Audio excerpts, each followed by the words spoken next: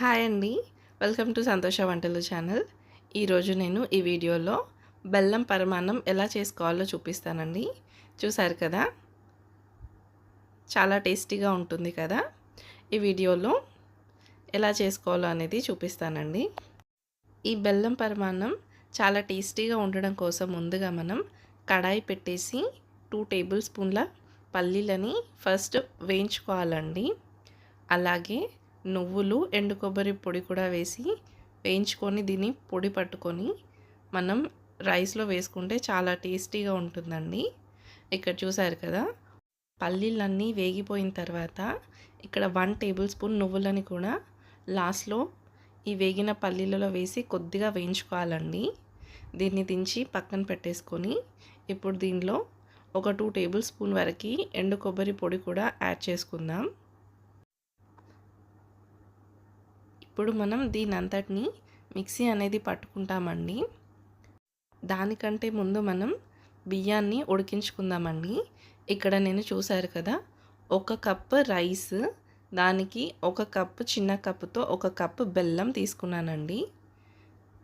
ఇప్పుడు ఈ బియ్యాన్ని మంచిగా కడిగేసి కొద్దిగా ఉడకనివ్వాలండి.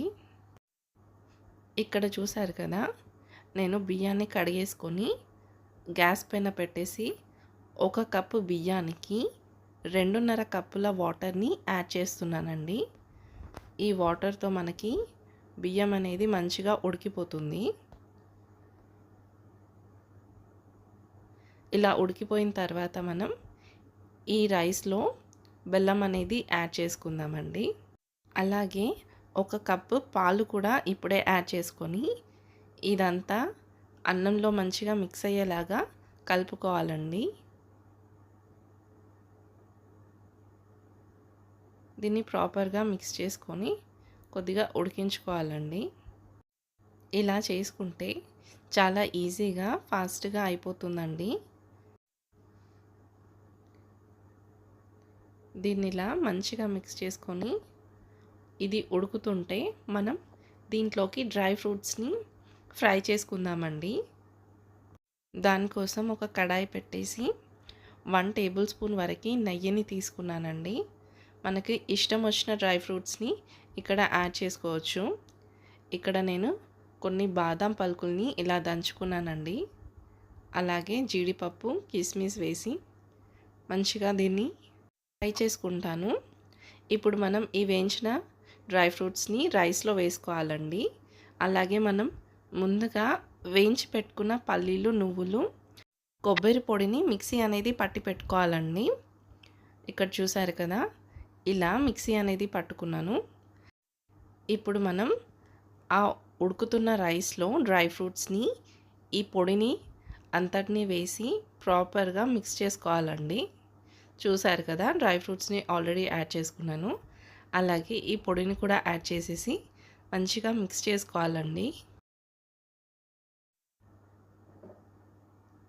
ఇలా అంతా మిక్స్ చేసుకున్న తర్వాత దీంట్లోకి ఒక 1/2 టీ స్పూన్ వరకు ఇలాచీ పొడిని యాడ్ చేసుకుందామండి.